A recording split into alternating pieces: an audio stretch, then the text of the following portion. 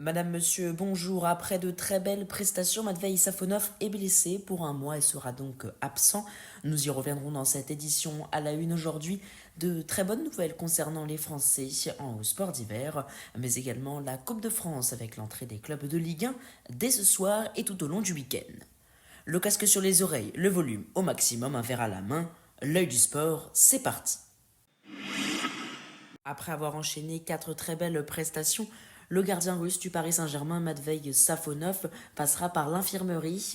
En effet, lui qui avait pris le relais de Lucas Chevalier mis sur la touche et qui avait très bien saisi sa chance avec notamment 4 arrêts sur 5 face à Flamengo, a en effet été victime d'une fracture de la main gauche, selon les dires de son club, qui ajoute qu'un nouveau point sera fait d'ici 3 à 4 semaines. Un mois donc vraisemblablement sans compétition pour lui. D'autre part, Lee Gangin souffre lui d'une lésion musculaire à la cuisse gauche et sera indisponible plusieurs semaines.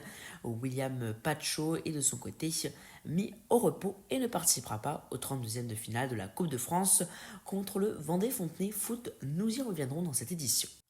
Voilà pour le football du tennis à présent, puisque le triple vainqueur de tournoi du Grand Chelem et l'ancien numéro 3 mondial, Stan Wawrinka, a annoncé qu'il prendrait sa retraite. Ce sera la fin de la saison 2026. Le Suisse se classe actuellement 157e mondial. Il rangera donc la raquette à 41 ans, anniversaire qu'il fêtera en mars prochain. Chaque livre doit avoir une fin. Il est temps d'écrire le chapitre final de ma carrière de tennisman professionnel. 2026 sera ma dernière année sur le circuit, peut-on lire notamment dans son message. Mauvaise nouvelle en rugby pour Toulon, puisque son manager Pierre Mignoni a annoncé ce vendredi que Jean-Baptiste Gros serait absent pour une durée de 6 semaines, et ce à cause d'une blessure aux côtes, le pilier gauche, qui est notamment un international et donc incertain pour le début du tournoi des 6 nations avec les Bleus. Direction les sports d'hiver à présent avec la 50e victoire en Coupe du Monde pour le Suisse Marco Odermatt, toujours roi actuel de la discipline. Il a été le plus rapide lors de la descente de Val Gardena devant Franjo Van Almen, Dominique Paris et les Français Nils Allègre et Nice Alphand. Nils Allègre qui a réitéré sa très belle performance, lui qui avait terminé quatrième la veille, a terminé aujourd'hui à une très belle quatrième place. Encore une fois, c'était lors du Super G de Val Gardena, Yann Zavistran a été le plus rapide. Marco Odermatt se classe deuxième et Giovanni Franzoni troisième. En biathlon, la Suédoise Anna Weberg a devancé la Française Lou Jean Monod d'à peine 3 secondes ce jeudi, et ce pour remporter le sprint du Grand Bornand, troisième étape de la Coupe du Monde organisée en France.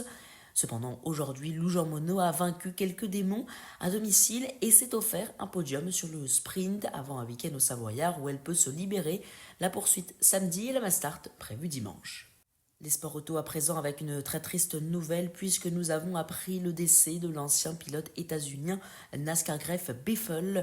Lui qui était présent dans un jet avec sa femme et ses deux enfants est mort dans l'accident de l'appareil qui a eu lieu dans un aéroport de Stasville en Caroline du Nord. Sept passagers sont décédés. Il avait décollé quelques minutes auparavant de cet aéroport à destination de la Floride. Il s'était retiré des circuits à 55 ans en 2022, a remporté 19 courses en Cup Series et notamment, comme meilleur résultat championnat, une deuxième place en 2005.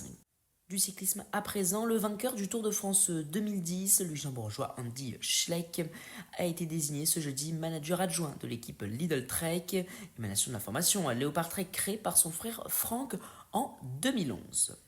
Dans un instant, le programme de votre week-end sportif. Mais avant ça, un mot très rapide, je vous le promets, de notre partenaire. Il s'agit de myfuturegift.com. Vous trouverez sur myfuturegift.com tout ce qu'il vous faut, notamment pour vos cadeaux de Noël et pour les fêtes de fin d'année. Alors n'attendez pas, allez jeter un œil.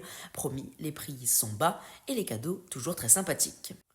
Retour au sport avec le programme à présent et du ski alpin avec la descente femme à Val d'Isère qui aura lieu demain à 10h30 chez les hommes. La descente de Val Gardena, ce sera la deuxième qui aura lieu à partir de 11h45.